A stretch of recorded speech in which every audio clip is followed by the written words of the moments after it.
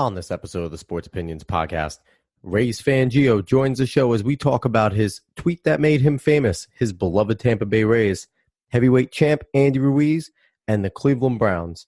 And if you haven't already, go check out Overtime Heroics at www.overtimeheroics. Great website for content on sports and everything else. And also click on their forum, become a member, talk with other like-minded sports fans like myself. I'm on there. Other great podcasters are on there and other great fans. And also, IE Sports Radio off of Spreaker.com. You will love that place if you're a sports fan. It is a great mix of live shows, live events, and it is awesome, and you will not regret going to listen to it. So without further ado, cue the intro.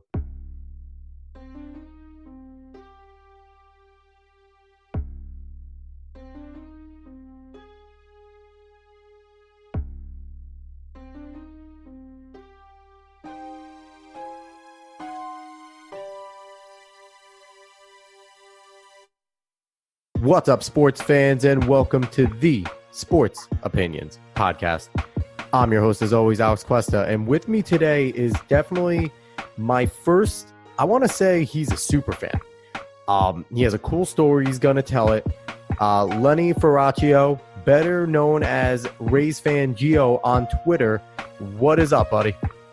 What is up, dog? It is 92 scorching degrees in Tampa, Florida right now. So, I mean, I'm jealous, but we've had some string of nice days here in New York. So we were in the 80s today, so I'm okay with it.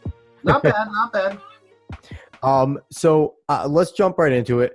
You are famous for one of the coolest moments, definitely in sports involving social media.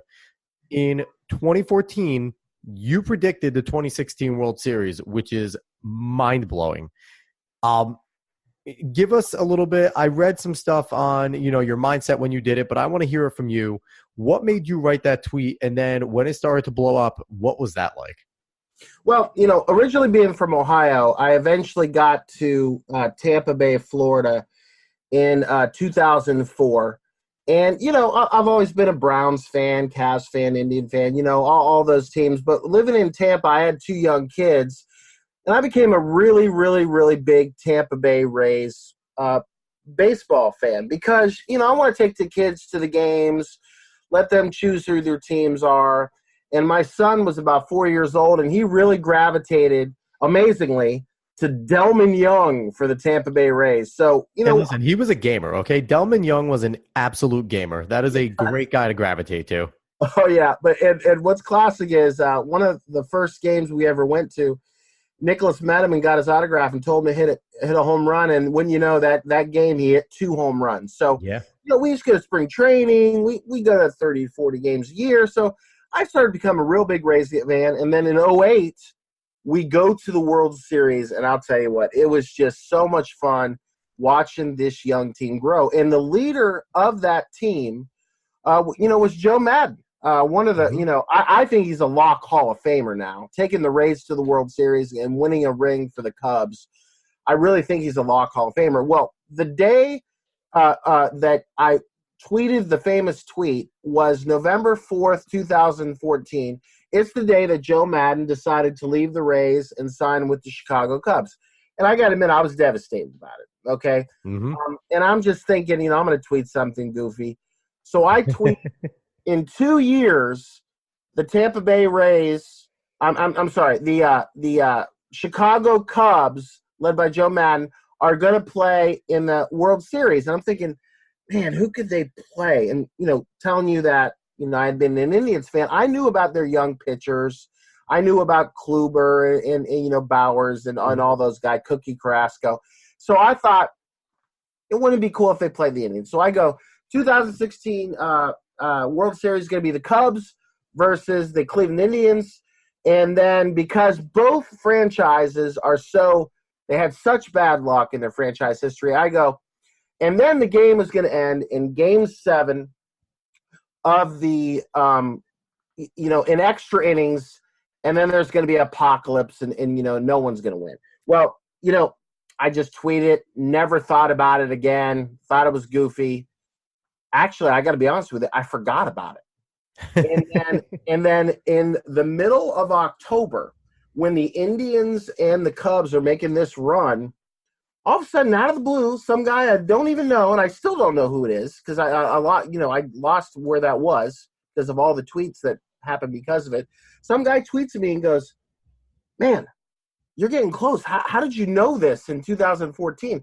Well, then I started to tweet it out and let people know about it and blah, blah, blah.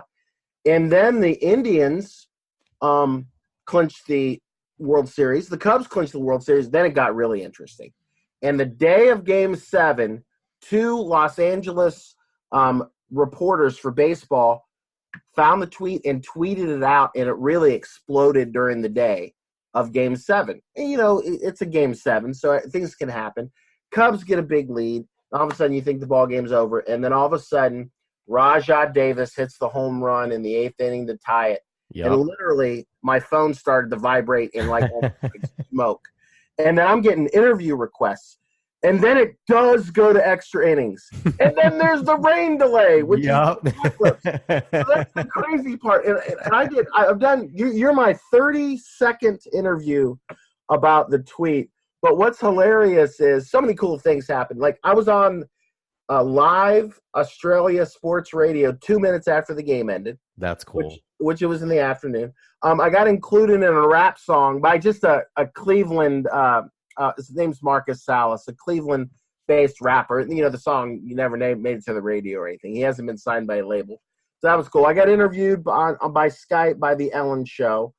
I was interviewed all over the world. Different. There's an England soccer guy who interviewed me. It's just been cool. And I get a lot of people asking me for predictions all the time. But what's cool is I put out like different tweets all the time. My couple cool tweets I have out there is the Browns win the Super Bowl this year and Baker Mayfield's MVP with 4 touchdowns. And then I always include some kind of like political ramification. And I say that Beto wins the Democratic candidacy for presidency. So then, 2020. And another cool thing is that, people are like, why didn't you bet on this? Well, I went to Vegas in the spring and I put some money down on the Browns to win the Super Bowl. I win $1,000 if the Browns win the Super Bowl. And I also win $1,000 if the Rays win the World Series. And I only put $48 down on that to win that $1,000. So, I'm trying to make some money off this. I mean, come on. As you should, yeah. Yeah, it's been fun. It's just, kind of my 15 minutes of fame. But, anytime I say any kind of prediction, people are – look at it and go, oh, okay, what's this guy got going now? I got another prediction. I don't know. Are you a big college basketball fan? Not massive. I follow all sports, but college isn't necessarily my forte, but I do pay attention. Okay. South Florida Bulls are a team that you're going to hear about next spring. Last year, it was the second year of Coach Brian Gregory's term, and they've got 8 of 9 starters back. They won 24 games. They won the BCI tournament at the end of the year, that's even a step below the NIT, so I get it. They've got 4 big-time recruits coming in, some 4-star guys, Zach Dawson, a bunch of guys. They're going to make a run. So, of course, I threw out the tweet, April 6, 2020, South Florida Bulls beat the number 1 Duke Blue Devils as David Collins makes a half-court shot. And, I throw out all these statistics and everything. And all the players that I attached to the tweet were like, that's cool. But another cool thing that happened, sort of a prediction, I've got a world championship LeBron James ring that is the $300 knockoff that I have with me at all times. That's cool. And what I do is I show people all the time this ring, and I've gotten a lot of food at restaurants and stuff like that. Well, I showed all the South Florida Bulls the ring, and then I gave the ring to the coach's wife, and she took it to Chicago for the playoff games, and they won the championship. That's awesome. So what do? And I'm gonna tweet this at you. I gave the ring to the wife, and then when she takes it to Chicago, and the coach wins the championship, he wears the ring, and he has a picture with the trophy. I just DM'd it to you. That's so cool. It's been a cool thing. So she's already asked me if she could take the ring the Bahamas when they play in a tournament over Thanksgiving. And, of course, we're going to send it to Dallas when the American Championship is played next year. So all it is fun. Definitely. The tweet's fun. I mean, I've had people online ask me to, like, name their children and just goofy stuff. And I always say when they ask me to name their children, I always say LeBron James. So, just having fun with it. This isn't any bigger than it should be. Like I said, it's my 15 minutes of fame, and I just, act goofy with the whole thing. So you're living one of the sports fans' dreams, because most of us sports fans, we wanted to be pro athletes, and pretty quickly you figured out we weren't good enough to do that. So then we kind of moved on with our lives. Exactly. The next biggest thing is to kind of be involved in the game in a certain way, and you've definitely been involved, and it's really cool, and your story is awesome. I'm super pumped that everyone's going to get to hear it. Now, you talked about the LA reporters hanging out basically with the University of Southern Florida people, getting to know some of them. Anyone else notable that has contacted you? Any other pro athletes, celebrities that have contacted you about your tweet or certain things that they want to have from you? The biggest thing is the fact that anytime there's any kind of prediction that comes true on Twitter, they always say, "Oh, here comes the next Rays Fangio." I'm always linked to it. I don't really think athletes really clung to it or anybody like that, but it's reporters and people on Twitter who always do it. And I don't know if you knew about the controversy with Deadspin and Vox.com. The day after the tweet was sent, Vox.com, which is a pretty controversial website, they said their headline was, "Rays Fangio's tweet is too good to be true," because, yes, it is too good to be true. And they claim that what I did in 2014 is I sent about 50, 60, 100 tweets that had all kinds of things like weird predictions about the World Series in 2016. And then I went back and I deleted all the other ones. Well, Deadspin contacted me and it was like, "We want to write an article." And they said, "You really did that." And they wrote this, just put in Rays Fangio Deadspin. And there's a great article saying how the probability that I could do that is mind-blowing because of the details of the actual tweet. I mean, I'm predicting the 7th game goes extra innings and the apocalypse. How could I have done that for all of these teams? Because that's mind-blowing. And what was funny is Vox.com changed their headline, and they talked about how amazing the tweet was, and then they changed it to – and then they had this little blurb, "The first edition of this article was not up to our standards, and we take back all of what we said about the tweet." So that was pretty cool. But, just the fact that I'm remembered about it. But, I got another story that it's not on the same level because, that tweet got like 16 million views and just crazy, crazy stuff. I got another story about sports that I'm really proud of. And I sent you a cover of the actual book. I'm going to tell you the whole story. It'll take me a couple minutes. Go for it. Okay. So I'm a huge Rays fan. Okay. Mm-hmm. And, the 2008 World Series was just incredible. To be able to experience that team, getting to that level with Joe Madden, Evan Longoria, Carlos Pena, it was sweet. But in 2011, something that just absolutely changed my mind is, and I don't know if you remember that season, the Boston Red Sox were 9.5 games up on the Rays at the beginning of September. So, come on, it's never happened before. And also the St. Louis Cardinals were about 10.5 games back in a wild card position at the beginning of the month as well. St. Louis Cardinals go in to win that 2011 World Series, and the Rays come back and catch the Red Sox. And everybody knows about Game 162, but I've got like a completely different angle of it that's been included in a book.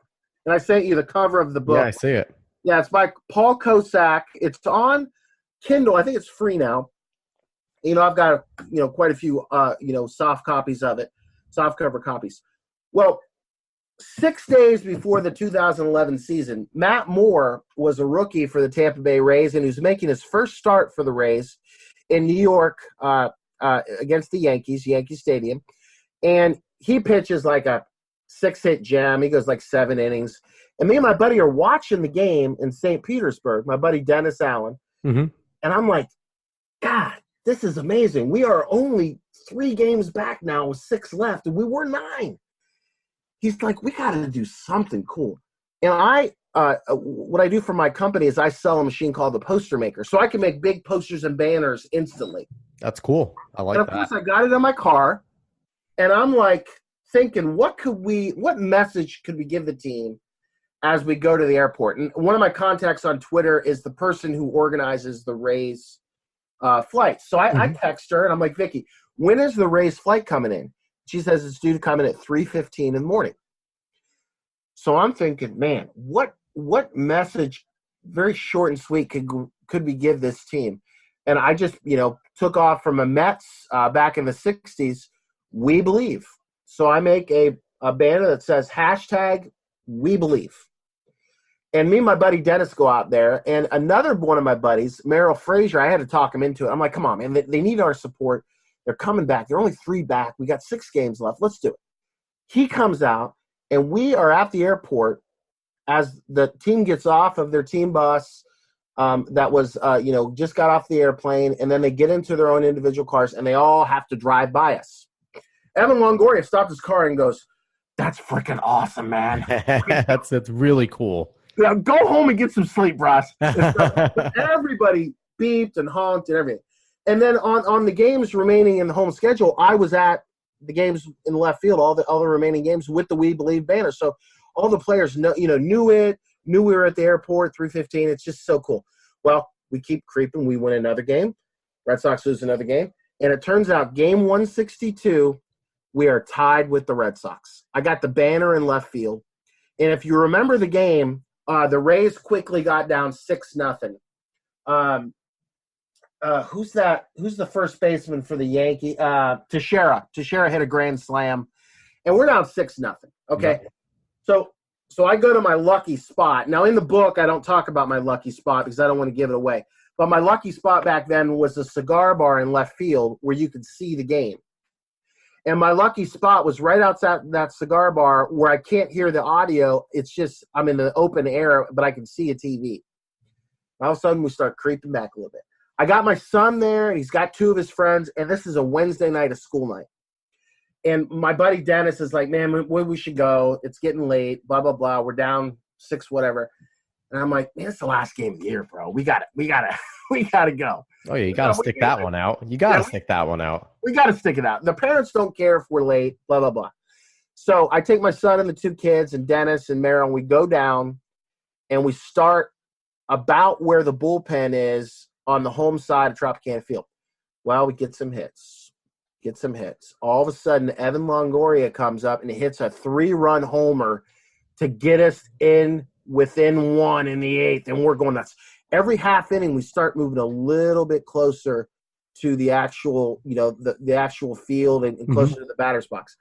And then all of a sudden, and I don't know why I did this, I videotaped Dan Johnson's at bat with 2 outs in the bottom of the 9th when we're down by a run. He's batting a $106 or something stupid like that.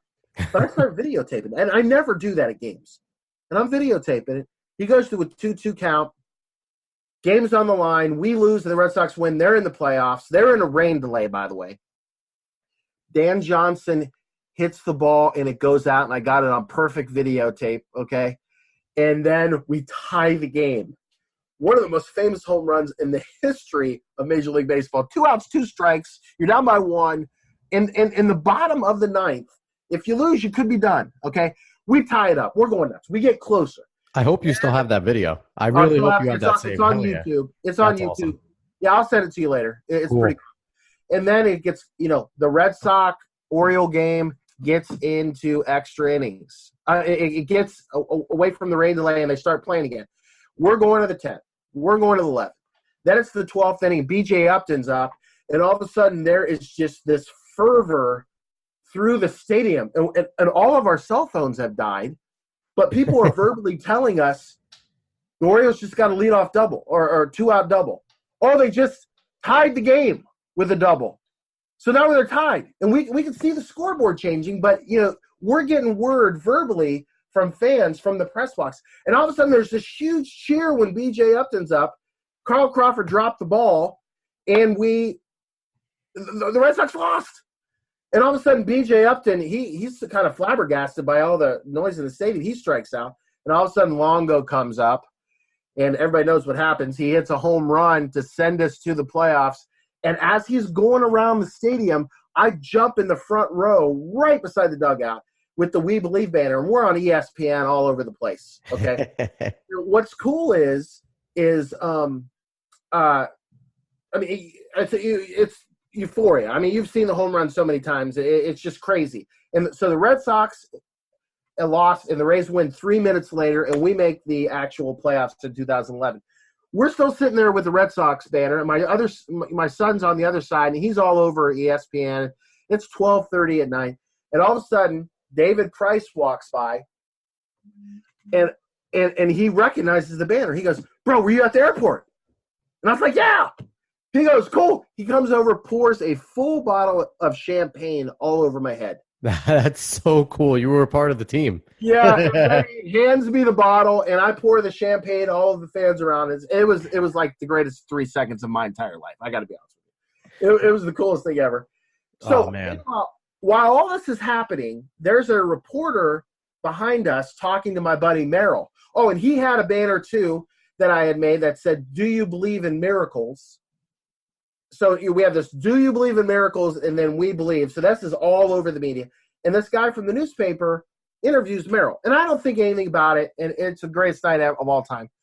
So, the winter happens. And then I'll never forget this. About March 15th, I get a phone call about 10:30 at night. And Merrill's like, "Gio, what's up, dog? I got interviewed by Paul Kosak, who's writing a book. And he wrote an entire chapter about our entire experience, all the way from the airport, all the way to David Price pouring champagne on my head." And that is immortalized in the book about Game 162, where Paul talks about all the games, the Braves game, the Phillies game, the St. Louis Cardinals clinching that night. You got to remember, and on that night in baseball, no teams had clinched who they were playing in the playoffs, and half the teams haven't even clinched. Yeah, that was one of the best final nights in baseball, regular season baseball history, where almost nothing was decided. And most of the games either went into extras or into the ninth. Yeah, so I'm immortalized in this book. And, I got to admit, the tweet's better, okay, because it got more notoriety. But this book is pretty special to be included in a book that's going to be around forever, where an author wrote about Game 162, and, I got a whole chapter. It's a fun read. The Rays chapter is awesome. Also talks about a lady, Annette Basil, who was living her life through the internet. She was on vacation in Italy, and she's a diehard Rays fan, of course. And all she was doing was reading tweets and getting woken up at like 7 o'clock in the morning. So that chapter really talks about me and Merrill and Annette, our entire experience as Rays fans, getting to experience the greatest win in the history of our ball club, coming back and knocking the Red Sox out. Of course, the Red Sox have got the ultimate whammy. They've won 3 world championships, but we don't talk about the Red Sox. I'm a Yankees fan. You're a Rays fan. We don't give them props. We don't do that. Exactly. But the Yankees are good, by the way. Yeah, they're playing a lot better than I thought they would with all the injuries. Oh yeah, but it's just a special night, and being able to be included in that book is pretty cool. That's cool. So I'm jealous. Not only do you have one awesome moment, you have 2 really cool, famous moments, but you also made another prediction that I noticed, and it's going to segue perfectly into where we're going to talk about next. You predicted that the Rays are going to be the World Series champions in 2021. Last year, I said, and a lot of people said, that if this Rays team had another 20 games, they were making the wild card. Yeah. This year, they're coming on strong. They're second in the division where the Yankees are leading. I think they have like 35 or 36 wins, the Rays, right now. They're playing good baseball. They're continuing to do – they're a little bit of oblong style of pitching, but it's working. Garcia's hitting. You have guys hitting, playing really well right now for you guys. Obviously, you're building. You're in the playoff hunt. Do you think that the Rays can sustain what they're doing this year and fulfill your prediction into next year? Well, the biggest thing about the Rays that I think that you got to realize is, we've only got a certain amount of money to spend because our attendance sucks so bad. Yeah. And you have a slide. I don't get it. You have a damn slide. Why don't people want to use a slide? I don't know, dude. But what's funny about it is, we are in the Empire Strikes Back division with two juggernauts, outstanding franchises who've got a lot of money to spend. The Yankees are a great ball club. The Red Sox are having an off year. They put it all together last year. But my point is you guys can go out and get pieces that you need. And if you miss on a couple of those, it's not that big of a deal. We can't miss. And this year, we've really made a lot of great acquisitions. Let me give you a couple. Yandy Diaz, never given an opportunity with the Indians to play every game, every day. And he's putting up really good numbers with the Tampa Bay Rays. Avisail Garcia, who had an outstanding couple years ago. And I got to tell you this story. When he was with Detroit and Miguel Cabrera, he had some run-ins and then eventually got traded to the White Sox. Have you ever heard that story? What, where Miggy – no, I haven't heard any run-ins, but Miggy doesn't seem like the easiest guy to get along with all the time. Okay, and this is true, and if you don't believe any of my stories, just go to the internet and it'll back it all up. Avisail Garcia was having an affair with Prince Fielder's wife. Oh, my. And Prince Fielder's wife thought he was Miggy Cabrera. So after Miggy Cabrera found out, he beat the crap out of Avisail Garcia, and they got into a fist fight. And that's one of the reasons that Miggy got hurt that year is because the fist fight he got. So Avisail Garcia gets traded to the White Sox. He has a bad year because he had some injuries, and then we sign him. This guy's got a stick. He is hitting some fantastic bombs for the Rays. I hope he's being kept away from all the wives. Yeah, exactly. I hope that. But another great thing is, we got this kid, Austin Meadows. He's putting up numbers, and I read a stat on Twitter today. He has the highest OPS from a player that's under 24 years old since Mickey Mantle in 1956.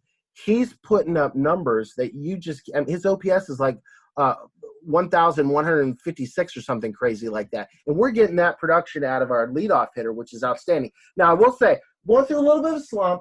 We've had a 4-game losing streak. Avisail Garcia, Yandy Diaz, and Tommy Pham is banged up. Also, Tommy Pham, I don't know if you know a lot about this kid.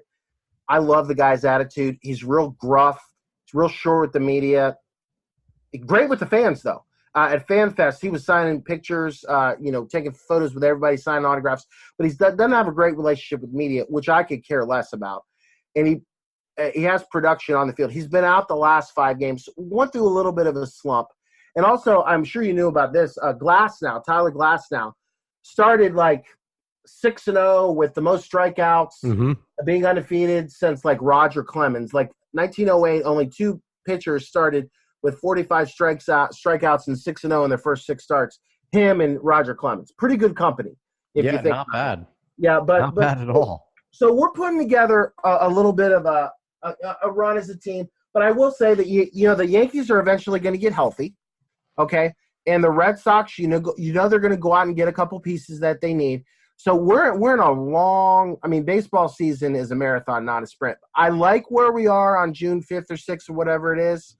I like our team. Other teams are starting to gravitate towards the opener. And it's not like we had a choice on the opener. No, you guys, I think, had like 4 starters hurt at that point. Yeah, so it's we're stringing it together. I do like where we're at. I just hope that we can get healthy. Glasnow can get back probably at the end of June, beginning of July. And let's see if we can make a little run off this. Also, the Yankees, I believe, are going to win the Dallas Keuchel lottery. And then I'm very curious where the reliever Kimbrel's going to go. I've heard he wants too much money, so I don't know where he's going to go. He's going to have to take a discount. I think the Yankees are going to grab Keuchel as well, even though soft throwing lefty that if is off will get taken into left porch easily. Kind of gives me a little. I'm a little timid about it. Or right porch, he'll just get dragged in there all the time. That short right field. Yeah. So I don't know about that. I want to touch. You didn't mention Kevin Kiermaier, and I think that he is the veteran backbone of the Rays right now. And while he's not putting up monster numbers, he's just been one of your consistent guys over the years since he's debuted in 2013. Wait, Brock, you're not paying attention on Twitter if you're asking me about Kiermaier. Well, you didn't mention it now. Listen, we don't have a very good relationship. Let's be honest. The first year he came up with the Rays, one of the first games, I made a little poster that gave him a nickname, and because all the girls had crushes on him, and I called him Dreamy McHustle. And one of the reporters took the poster inside of the dugout, and he got made fun of it for days. And then he claims, that's not my nickname. My nickname is the Outlaw, which how many players nickname themselves? Here's the point. Did you know last year I was at a charity autograph session, and Kevin Kiermaier had me removed from the line. Wow. He told a security guard, get that guy out of the line. Well, me being the goofball I am, I got the Rays, admin involved, and then they came over and had a conversation with me, and I'm like, and I'm videotaping this on Periscope, and I'm like, bros, I'm pretty famous Rays fan. I'm not tooting my own horn. I'm just telling you the truth. And I said, and I got you on Periscope here. I am giving you $20 to put into your charity account, and one of the names of your franchise is removing me from the line. Do you know how idiotic that looks? Well, the Rays took the actual baseball and went to Kiermaier and forced him to sign it, which was beautiful. But I don't have a good relationship with Kiermaier, but I will talk about him.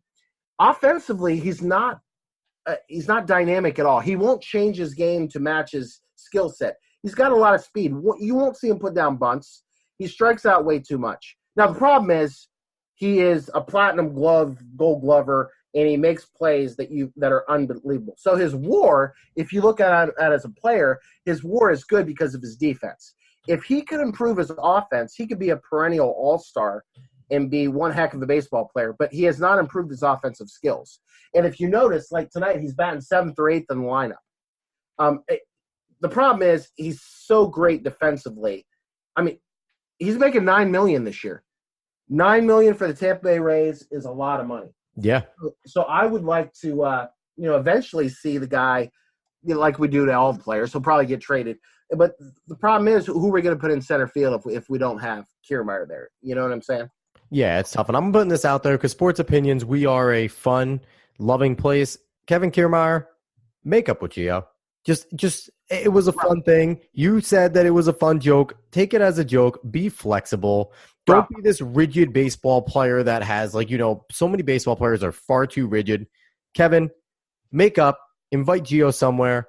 Do a little fun thing with him. Let's just get this going. Come on now. Let's stop this pettiness. Listen, he has blocked like 30,000 people on Twitter, mostly Rays fans and a lot of young kids, not even for anything that they've said. If you make a comment about Kiermaier on Twitter, you will get blocked, which is amazing to me. So listen, what you're asking is an improbability. It's not going to happen. In fact, a lot of fans have called it a block buyer. Also, if you are on a tweet with Rays Fan Gio on Twitter, he blocks you automatically. Well, I'm gonna probably tweet at him when I put this out, and we'll see what happens. Hey, also, tell him the minute mark. Listen, if he I will find the minute mark. I'll tell him the minute mark and be like, please, he's trying to bury the hatchet. Just do it. Listen, if he wants to make up and unblock everybody on Twitter, I'm good to go, and I'll be his biggest fan. Until then, there's a battle line drawn, and I'm on one side, and Kevin Kiermaier's on the other side. So there you go. All right, so enough of the negativity. We're going to get to some fun. We're actually moving off of baseball. You suggested this topic, and I love it because of the way you presented it. You said, let's talk about the fat boxer, and I want to talk about the fat boxer. And no, it's not Butterbean for all you boxing fans out there. It's actually Butterbean with stamina and real ring skills. Andy Ruiz just knocked out Anthony Joshua over this past weekend and become the world heavyweight champion. Boxing has been hurting because they have not had real heavyweights to really go at it. They've had the lighter guys with Floyd Mayweather, Manny Pacquiao, but we all know boxing makes money when we have heavyweights. Tyson's, Holyfields, those big-time guys. Andy Ruiz is fun. He's big. He's lovable. He's like Gabriel Iglesias, but that can box. Is he the heavyweight that we've been waiting for that we never knew we needed? Okay, bro, I don't even know. And what's funny about it, I didn't even know the fight occurred until after, okay? And then I'm going back on Twitter and seeing, like, the weigh-in. If you're looking at this blob of fat against this chiseled athlete, you're like, wait a second, is this funny? Is this like a funny Twitter thing? Because those two guys aren't really boxing, are they? And then you actually see the fight. That guy was throwing hands, man. He's a good fighter. He's technically sound, and he moves his feet. He doesn't just stand there. He does move his feet. The problem is he's taken fitness back about 100 years. I mean, it's like Babe Ruth or like Cecil Fielder or like the refrigerator Perry was in the boxing. And you think there's no way that this kid can I mean, the other boxer is just chiseled. He's like Evander Holyfield. Yeah, Anthony Joshua was a really beastly-looking man. Oh, but he got lit up. And I don't know if you saw the punch behind his ear where he messed with his equilibrium. Quality punch by a smart boxer if you're getting it there. And then also, how about the reaction by the fat guy? He's jumping up and down like we were watching the video of this fat guy just hammering him. Now, is he meant to continue as champion? By the way, one interesting thing, and I got to throw this out there, and this blows me away because how many great Mexican boxers that have been. First Mexican heavyweight champion. Yep. They really don't produce heavyweights. They produce welterweights. They produce bantamweights. They produce light heavyweights, never heavyweights. And also always great Olympic boxers. So, what's interesting is, and I'm a mammoth sports fan. I love all sports. But growing up, my dad was a Muhammad Ali guy because he was in the military. And he had to drive down to Knoxville, Kentucky all the time. That's where he was stationed. And he was fortunate enough to see Muhammad Ali in a sparring session when he was really young. Like Cassius Clay, not Muhammad Ali? Cassius Clay. Got to see him in a sparring session in practice. Said he didn't really meet him. Said he was rude to everybody at the place. But he got to see him throw hands in a sparring session for 3 or 4 rounds, which is pretty special when you think about it. That's just greatness right there. Oh, yeah. Growing up, I was watching, ABC Saturday afternoon, where the only really sports you could watch is on Saturday afternoon. And almost every Saturday, they showed something that had to do with Muhammad Ali and Howard Cosell, who's the greatest announcer of all time. He was always going back and forth with Muhammad Ali. So boxing, I've always liked boxing. And what's funny is I'm not a UFC guy.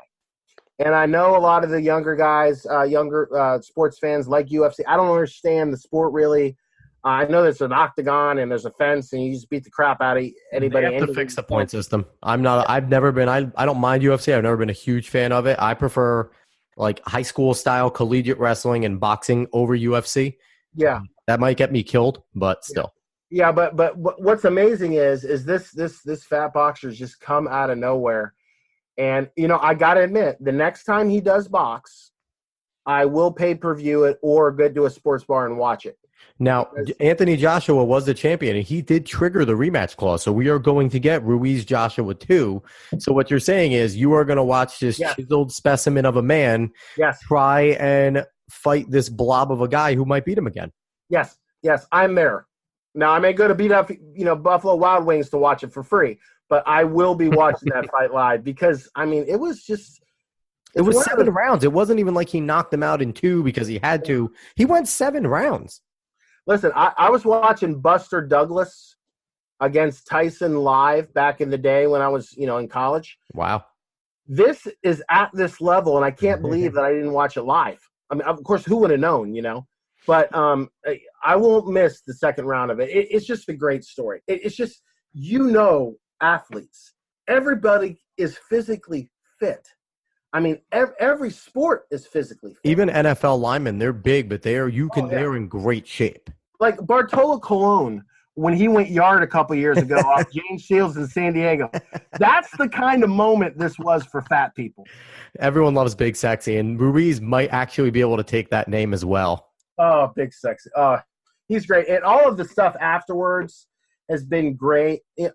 I heard Bartolo Colon is the only athlete that can get caught using PEDs multiple times, and we don't care. No, we don't care. Also, I heard a thing that Ruiz offered like a year and a half ago to fight this guy for $50,000 where he fronted the money and the guy wouldn't take it. So now that this guy has actually won the heavyweight championship, he gets the $7 million bonus right off the top. Imagine the endorsements, bro. Now, if Ruiz wins the rematch and becomes the undisputed champion, is Oh. this now going to be one of the biggest stories in sports? Like, it has to be. I feel like we have a legitimate heavyweight that just beat one of the most dominant heavyweights that we've seen in a long time. And this has to be a massive story. This would definitely help boxing, without a doubt. It's going to help tremendously because people are going to, like me, are going to want to watch it live. Yeah, without a doubt. Yeah, 100%. And I got to admit, I wasn't into the whole Mayweather Conor McGregor thing. That wasn't even a boxing match. That was stupid. Well, Mayweather is not impressive to me as a boxer because bottom line is he's great at avoiding hits, and that's all he does for 8 rounds. And then he's looking to light you up at the end of the match. He's not like I'm used to like Sugar Ray Leonard, Marvin Hagler. When they get into the ring, somebody's gonna go down. Well, Sugar Ray was also a counter puncher, but he was more offensive. Where Floyd just uses the point system. Yeah. I mean, he uses it, and if you really think about it, he's not going to be punchy. He's not going to have any issues when a lot of the boxers have a lot of mental issues because they get punched in the head. He's not going to be. He might have just gamed the system better than anyone we've ever seen. Yeah, he's made billions of dollars, though. Like Muhammad Ali, Foreman, somebody's hitting the mat if those two guys get in the ring. It's not going to be a decision. And that's why that's why those matches were so great and there's so much history about it, is because Muhammad Ali is either getting knocked out or he's knocking somebody out. I mean, that's just the way that he boxed. And you've seen all the old classic fights. It's just great. But I'll tell you what, this fat boxer, man, I'm fired up. It's exciting. It makes you want to watch a heavyweight match when this guy gets in the ring. And especially if the two guys are standing beside. I mean, you got a Greek god who's got like muscles in places. I don't even have places. I mean, it's Evander Holyfield, man. I mean, Andy, if you ever listen to this, we are not saying fat boxer in a mean way. It is the nicest way possible that we are saying fat boxer. He's just a fat boxer. And it's awesome. And it's awesome because here's the thing. Butterbean was always the butt of a joke. Andy Ruiz is a legitimate boxer. I know. So it's cool. I've rewatched the fight many times in the early rounds too, and the guy can fight. I mean, bottom line, he can fight, and it's just great to see. But I can't wait to see. We got to do a podcast like previewing the second match or something. I'm fired up. We might do like a conference with a few of us, just do like the Fat Boxer preview. And if you continue to win, we could just do Fat Boxer preview night before all the pay-per-views. Oh man, it makes me regret the fact that I didn't know this and throw out a tweet out there, man. Well. Speaking, we just talked about one sport riddled with head injuries that doesn't get notoriety. We're going to talk about another one that does get notoriety because kids don't learn it safely. Football. My view on concussions is probably against a lot of people, but that's for a whole other podcast. You're a Browns fan. You are looking forward to not suffering. And right off the bat, one of your guys who you're going to look for production because Kareem Hunt's out, Duke Johnson Jr., wants to be traded and wants to go somewhere where he's quote-unquote wanted. I'm sorry, Duke. You're talented. You're young, but no one's coming after you. What the hell are you doing? You're in a good situation. Yeah. What's Duke Johnson Jr. thinking right now? Well, I think Freddie Kitchens, who's been fantastic with the quotes all off season, he said stuff like, if you ain't wearing orange and brown, you don't matter. And he said about Duke Johnson, he said, listen, I want to win the lottery. Doesn't mean I'm gonna. And then he said, the kid's under contract. He's going to play for us. Listen, we're talking about the NFL. You brought up injuries. The Browns have a nice squad coming off a decent season. We add a controversial running back, Kareem Hunt, who's going to be out for 8 weeks. We add a top 5 receiver, Beckham, fantastic. We got some good weapons. We added some defense. This Greedy Williams is doing a great job in the first couple weeks of camp. One of our secondary guys, Denzel Ward, was dropped dead. One of the best rookies out there covering. We're building a team. You have to have depth on a team. Duke Johnson can get the ball out of the backfield. He can give you quite a few carries during the thing. We have Chubb, who's an outstanding running back. You got to have depth at the running back position. My point is Duke was here when we were 0-16, and then last year we won 7 games. Don't you want to see it through? That's what I'm thinking. I don't get it. Don't you want to see the train load up with all these bandwagon fans and go to, and I'm being realistic about the Browns in this season. A realistic goal for the Browns should be to compete for the division title, possibly make a playoff berth, and win a playoff game. I'm not going to sit here and say the Browns should win the Super Bowl in Miami this year, although I would be very happy if that happened. I'm saying they need to win the division. If they don't win the division this season, the division's going to regroup. This might be the lowest that they're going to see this division in a long time. Amen, brother. So my point is, Duke, don't you want to be a part of that? He should. I mean, he's under contract. It's not like he can get more money from somebody else. If we trade him, he's going to have the same contract. I just don't understand the whole. I want to be where I'm wanted. Are you kidding me? Grow up. Yeah, listen, he's under contract, so it doesn't matter. Yeah, exactly. I do think the Browns are going to have an outstanding season with or without Duke Johnson. I'd prefer to be with him because I want to have that safety. I want to have that in case, let's say Chubb goes down. If Chubb goes down in week 2, Duke, you got the ball. You're toting the pill for the next. And Chubb could very well go down. He has an injury history. And also, Kareem Hunt, how rusty is the kid going to be? He's not going to have played football for an entire year. He's not going to walk into that place and get 100 yards every game. No way. He's going to be. If he does, that'd be awesome. Yeah, it would be awesome. It would be awesome. But my point is he's going to be rusty. So it really doesn't make any sense. And I think he's going to back off with what he says. And I hope the Browns are smart and don't trade him. And also, what trade value is there out there? I mean, what do you get, like a 6th-round pick? Dorsey's a savvy guy. He's not going to do anything that's going to affect the team negatively. So I don't think there's going to be a problem. And I want to ask you one thing, since you are a Browns fan. All Browns fans are rejoicing, as they should. Probably a lot of former players are rejoicing because they suffered through a lot of years. Is Joe Thomas not the happiest, saddest guy on the planet right now? Because he retired about 2 years too soon. To see all of this greatness happen, he was the best tackle in football when the Browns were the worst franchise in football. And now he is seeing this team do things, and he could have been like, damn, if I could have just stuck it out for 2-3 more years. but he's never had that attitude. He's such a great leader. Yeah, he had an arm injury. He was done. He retired, and he's never looked back. And also, he's got a very prominent position with the NFL Network, which I'm pretty proud of. And he's a great broadcaster. Oh, he's a smart guy, too. You could just hear the way he speaks. He's extremely intelligent, and you could tell why he was such a good lineman. Good linemen are intelligent people. Yeah. People don't realize that. They're not just big, dumb oafs. They're the smartest people on the field outside the quarterback and middle linebacker, mostly.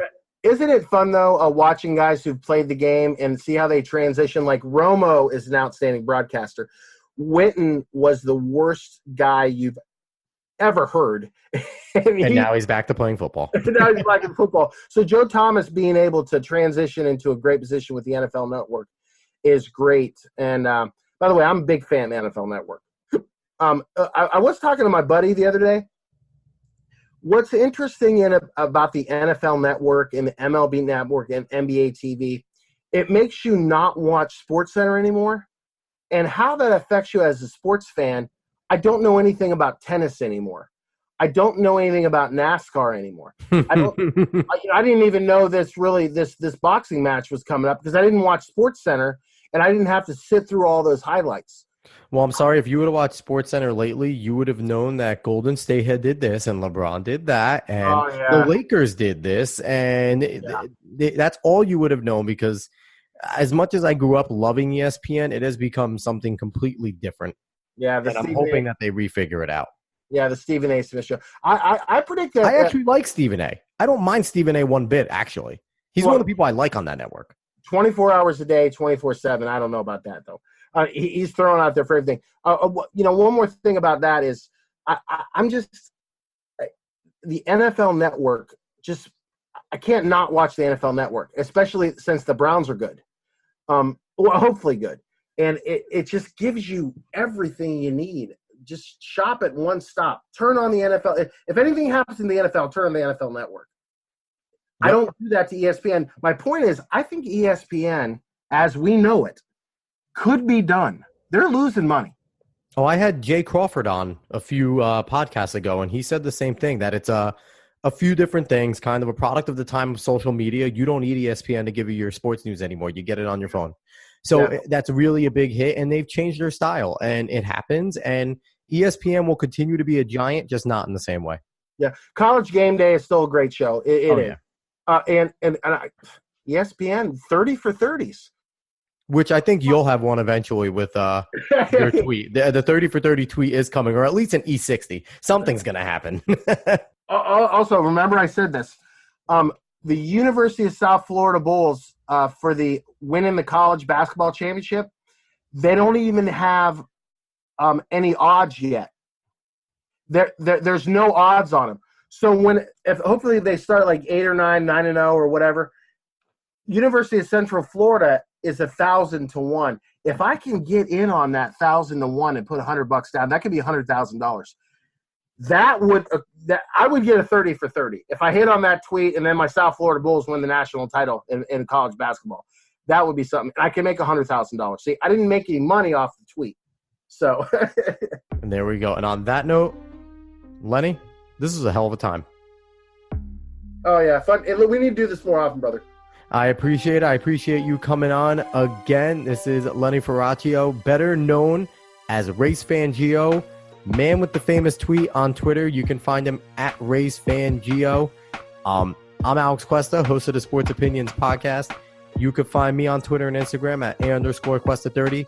Find Sports Opinions on Twitter at SportsOpinion30, Instagram Sports Opinions 30. Visit the Facebook page, and you can get this awesome podcast and all of my other great podcasts I've done with Sports Opinions on anywhere you can find one.